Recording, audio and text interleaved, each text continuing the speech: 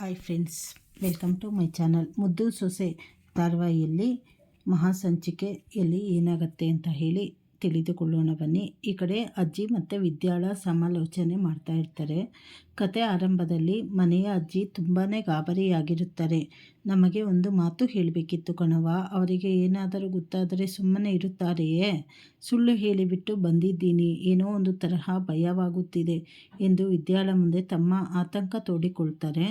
ಆಗ ವಿದ್ಯಾ ಅಜ್ಜಿಗೆ ಧೈರ್ಯ ತುಂಬುತ್ತಾ, ಅಜ್ಜಿ ನೀವೇನು ಚಿಂತೆ ಮಾಡಬೇಡಿ, ಸತ್ಯ ಮತ್ತು ನ್ಯಾಯ ನಮ್ಮ ಪರವಾಗಿದೆ. ಇವತ್ತು ಸುಳ್ಳು ಸಮಾಧಿಯಾಗಿ ಸತ್ಯ ರಾಜಿಸುತ್ತದೆ, ನೋಡ್ತಾ ಇರಿ ಅಂತ ಹೇಳಿ ಆತ್ಮವಿಶ್ವಾಸದಿಂದ ಹೇಳ್ತಾಳೆ.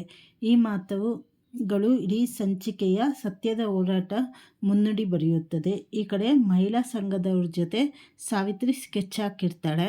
ಇನ್ನೊಂದೆಡೆ ಸಾವಿತ್ರಿ ತನ್ನ ಮಗಳು ವಿನಂತಿಗೆ ನ್ಯಾಯ ಕೊಡಿಸಲು ಮಹಿಳಾ ಸಂಘದವರನ್ನು ದೇವಸ್ಥಾನದ ಆವರಣಕ್ಕೆ ಕರೆಸ್ತಾಳೆ. ನಮ್ಮ ಮಾತಿಗೆ ಬೆಲೆ ಕೊಟ್ಟು ಇಲ್ಲಿಯವರೆಗೆ ಬಂದು ನಮ್ಮ ಪರವಾಗಿ ನಿಂತಿದ್ದೀರಾ, ನಿಮ್ಮ ಋಣವನ್ನು ಜನ್ಮವಿಡೀ ಮರೆಯುವುದಿಲ್ಲ ಅಂತ ಹೇಳಿ ನಾಟಕೀಯವಾಗಿ ಮಾತಾಡ್ತಾಳೆ. ಸಂಘದವರು ನೊಂದ ಹೆಣ್ಣು ಮಕ್ಕಳಿಗೆ ನ್ಯಾಯ ಕೊಡಿಸುವುದೇ ನಮ್ಮ ಉದ್ದೇಶ ಅಂತ ಹೇಳಿ ಭರವಸೆ ನೀಡ್ತಾರೆ. ಸಾವಿತ್ರಿ ತನ್ನ ಅಣ್ಣನನ್ನೇ ಎದುರು ಹಾಕಿಕೊಂಡು ಹೋರಾಟ ಮಾಡುತ್ತಿರುವುದಾಗಿ ಬಿಂಬಿಸಿ ಒಂದು ವೇಳೆ ಮದುವೆ ಮಾಡಿಸದಿದ್ದರೆ ಇಲ್ಲೇ ಧರಣಿ ಕುಳಿತು ವಿಷಯವನ್ನು ನ್ಯೂಸ್ ಚಾನೆಲ್ಗಳಲ್ಲಿ ದೊಡ್ಡದು ಮಾಡುವಂತೆ ಈ ಕಡೆ ಸಂಚು ರೂಪಿಸ್ತಾ ಇರ್ತಾಳೆ.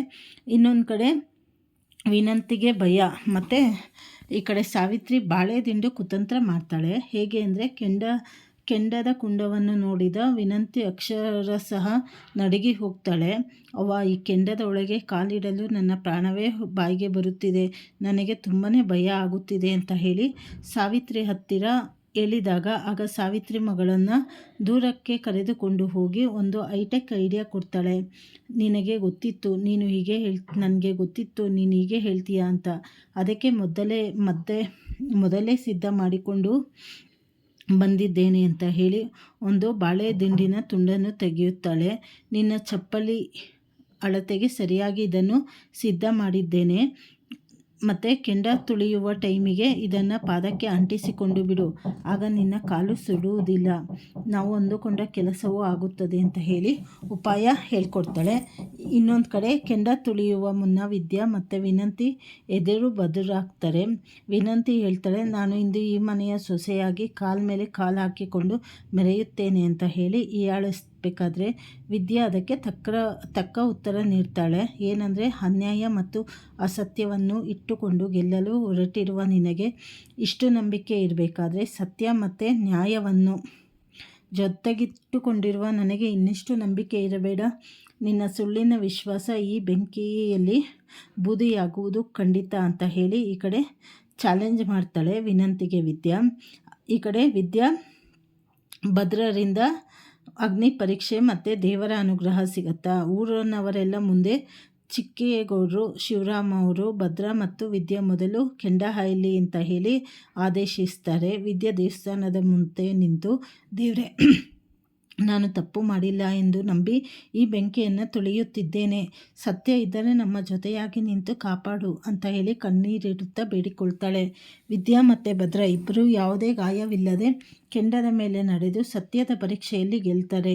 ಇದು ಅಲ್ಲಿ ನೆರೆದಿದ್ದವರಿಗೆಲ್ಲ ಆಶ್ಚರ್ಯ ಮೂಡಿಸಿದರೆ ಸಾವಿತ್ರಿ ಮತ್ತು ಅವ್ರ ಮಗಳಿಗೆ ವಿನಂತಿಗೆ ಇದನ್ನು ಅರ್ಗಿಸಿಕೊಳ್ಳಲಾಗದ ವಿಷಯವಾಗುತ್ತದೆ. ಈ ಕಡೆ ಪೂಜಾರಿ ಮೈ ಮೇಲೆ ದೇವರು ಬರೋಲ್ಲ, ಹಾಗಾಗಿ ಎಲ್ಲರಿಗೂ ಗೊಂದಲ ಶುರುವಾಗುತ್ತೆ. ಈ ಕತೆ ಕೊನೆಯಲ್ಲಿ ಒಂದು ದೊಡ್ಡ ಟ್ವಿಸ್ಟ್ ಸಿಗ್ತದೆ. ಪ್ರತಿ ಬಾರಿ ಪೂಜೆ ಮಾಡಿದಾಗ ಮೈ ಮೇಲೆ ಬರುತ್ತಿದ್ದ ದೇವರು ಈ ಬಾರಿ ಎಷ್ಟೇ ಪ್ರಾರ್ಥಿಸಿದರೂ ಪೂಜಾರಿಯ ಮೈ ಮೇಲೆ ಬರುವುದಿಲ್ಲ.